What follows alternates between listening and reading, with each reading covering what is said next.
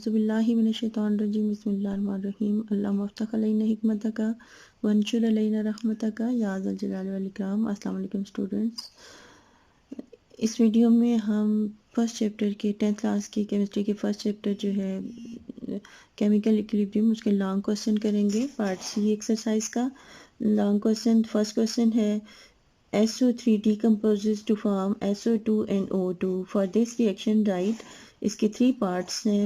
First part में है chemical equation लिखनी है, सेकंड पार्ट में आपने केसी एक्सप्रेशन लिखना है एंड थर्ड पार्ट में drive the units of KC for the reaction. अब इसके 3 पार्ट्स हैं। सबसे पहले आपको दिया हुआ है कि SO3 डीकम्पोजेज यानी सल्फर ट्राईऑक्साइड जो है वो डीकम्पोज हो रही है। तो हम स्टार्ट करते हैं लॉन्ग क्वेश्चन। ये सी पार्ट है एक्सरसाइज का।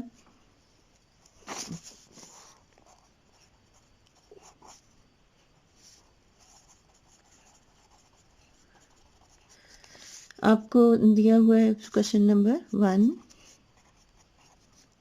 1 में इसका जो क्वेश्चन नंबर 1 का फर्स्ट पार्ट हम करेंगे।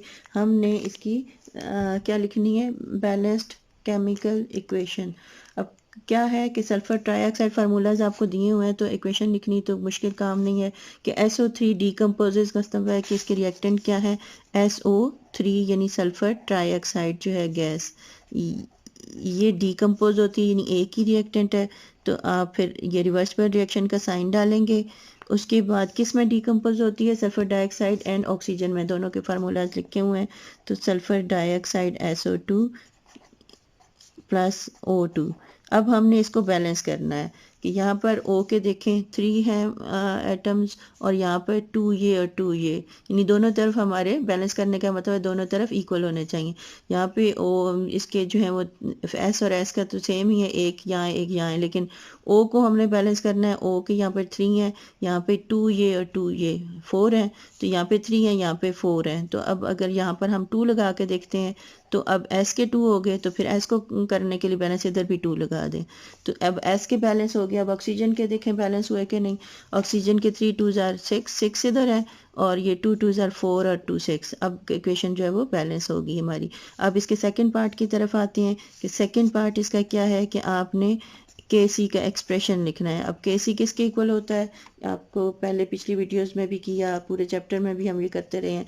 अब आपको जो है वो याद हो गया होगा, बहुत अच्छी तरह आप लर्न कर चुके हैं कि इसी एक्सप्रेशन क्या होता है। ये इज इक्वल टू होता है प्रोडक्ट की कंसंट्रेशन के, प्रोडक्ट इस साइड वाले ऊपर लिखते हैं।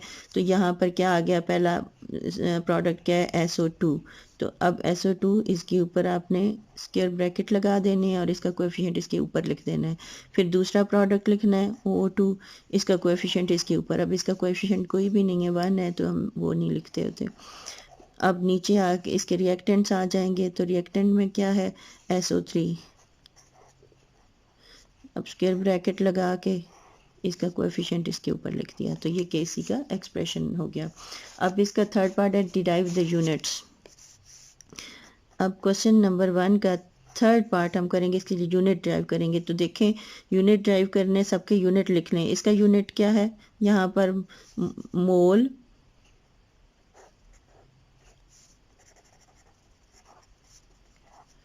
तो यहाँ पर KC इज इक्वल टू, अब लिखें प्रोडक्ट के कितने मोल हैं। यहाँ पर इसकी स्क्वायर है तो यहाँ पर इसके यूनिट क्या है, मोल डेसीमीटर -3 और इसका यहाँ पर स्क्वायर आ गया। फिर वो सिंगल है तो इसको सिंगल लिख लें, मोल डेसीमीटर -3। इसके जो है वही यूनिट्स आपके सेम होते हैं, मोल डेसीमीटर -3। सिर्फ ये देखना है कि इसके पावर कितनी है। यहाँ पर इसकी पावर है 2। अब ये देखें ये सेम आ गया, ये इसके साथ कैंसिल हो गया। अब क्या पावर, इसका यूनिट क्या बच गया, KC इज इक्वल टू सिर्फ ये बच गया। तो ये इसका यूनिट आ जाएगा, मोल डेसीमीटर -3। तो इसके लिए इसका यूनिट क्या है, KC का यूनिट आ गया, unit of KC for this reaction. Her reaction के लिए यूनिट डिफरेंट होता है, तो इस रिएक्शन के लिए यूनिट ऑफ KC ये आ गया। अच्छा जी, अब नेक्स्ट क्वेश्चन की तरफ चलते हैं। नेक्स्ट क्वेश्चन, क्वेश्चन नंबर 2 है ए पार्ट है इसका, describe the equilibrium state with the help of graph and an example. तो ये आपका, ये देखें पूरा, ये आपने ग्राफिकल रिप्रेजेंटेशन इसका जो आपने पढ़ा है ये आपने सारा इसमें लिखना है। ग्राफ कहाँ पर दिया हुआ है आपकी बुक में? ये ग्राफिकल रिप्रेजेंटेशन है, यहाँ पे एग्जांपल्स भी दी हुई हैं साथ। तो ये वाला जो है टॉपिक आपने पूरे का पूरा लिखना है इसमें। फिर आगे है बी पार्ट है, define the law of mass action. तो मास एक्शन की डेफिनेशन जो आपको अभी तक याद भी होगी कि रेट और speed of a chemical reaction is directly proportional to the product of concentration of the reactants. Number 3 है derive an expression for the equilibrium constant and explain its unit. ये भी आपको यूनिट जो है वो वीडियो भी मैंने बनाई हुई है इस पर, पीछे कंटेंट आपकी बुक में दिया हुआ है। पी पार्ट है इसका, how can you predict the direction of reaction from the KC. ये शॉर्ट क्वेश्चन में भी ये क्वेश्चन था, तो यहाँ पर आप जो है इसका कंप्लीट लिख सकते हैं कि डायरेक्शन ऑफ रिएक्शन जो है वो कैसे हम प्रिडिक्ट कर सकते हैं। नंबर 4 है ए पार्ट है, KC has different units in different reaction, prove it with suitable examples. ये भी आपको बुक में इसका डायरेक्ट क्वेश्चन है, कोई कंसेप्चुअल क्वेश्चन है नहीं, तो इसका आंसर दिया हुआ है, how can you predict the extent of reaction from the KC value. कि केसी वैल्यू जो है वो आप एक्सटेंट ऑफ रिएक्शन ये भी दिया हुआ है पीछे, आप कर सकते हैं। क्वेश्चन नंबर 5 है, KC expression for a reaction is given below. ये आपका रिएक्शन है फॉर दिस रिएक्शन, राइट। इसके भी क्वेश्चन नंबर 5 अब हम करते हैं। क्वेश्चन नंबर 5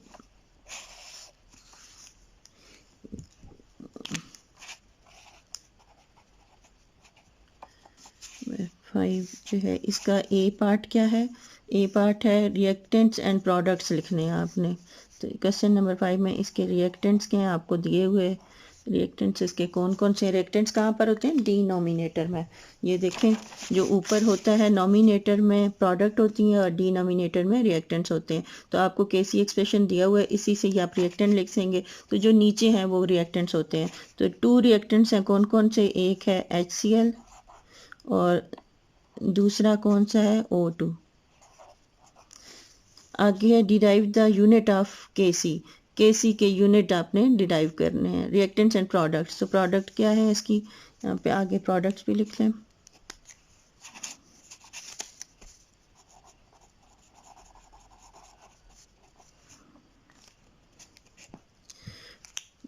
प्रोडक्ट कौन सी होती हैं? ऊपर वाली। तो प्रोडक्ट में क्या क्या है? Cl2 और H2O। ये इसका आ जाता है फर्स्ट पार्ट। अब सेकंड पार्ट के लिए आपने क्या करना है? डिराइव द यूनिट्स ऑफ केसी। तो यहाँ से लिखें इसको, ये यूनिट इसके क्या होंगे। अब यहाँ पर ऊपर स्क्वायर है, यूनिट का स्क्वायर है, तो आप लिखते जाएं। यूनिट क्या होता है? मोल डेसीमीटर -3। तो इसका पहले स्क्वायर आ जाएगा, फिर अगले का भी स्क्वायर है, उसी तरह आप लिखें मोल डेसीमीटर -3, इसका भी स्क्वायर लिख लें। नीचे आए देखें इसका 4 है, तो आप क्या लिखेंगे? मोल डेसीमीटर -3 और इसकी power 4, raise to the power 4। इसका जो है एक ही है पावर, तो ये आ जाएगा मोल डेसीमीटर -3। अब ये देखिए ऊपर वाली और नीचे वाली की पावर्स को जो है वो आप प्लस कर लें। तो ये 2 और 2 कितनी हो गई? 4। तो ये इस 4 के साथ कैंसिल होगी। ये देखें, ये 2 + 2 4 और ये इस 4 के साथ कैंसिल होगी। ऊपर क्या बच गया? 1 और नीचे क्या बच गया हमारे पास? मोल डेसीमीटर -3। अब इसको ऊपर ले जाएं तो मोल पावर -1 हो जाएगी, नीचे +1 है, ऊपर -1 हो जाएगी, और डेसीमीटर ये -3 ऊपर जाके +3 हो जाएगी। तो हमारे पास यहाँ पर केसी के यूनिट क्या आएंगे इस इक्वेशन के लिए? यूनिट ऑफ केसी इस रिएक्शन के लिए हमारे पास आया मोल -1 डेसीमीटर 3। क्वेश्चन नंबर 5 का जो बी पार्ट है वो क्या है? ये ए पार्ट पहले हमने किया, अब बी पार्ट है, explain the importance of equilibrium constant, support your answer with examples and reasons. तो आपने जो मैंने वीडियो देख लें कि इसकी एप्लीकेशन या इम्पोर्टेंस इक्विलिब्रियम कांस्टेंट की, उस पर वीडियो बनी हुई है, लिंक डिस्क्रिप्शन में मैं डाल दूँगी। तो इसका आंसर आपने वो लिखना है। तो खुश रहिए, खुशियाँ बांटिए। अल्लाह हाफिज़।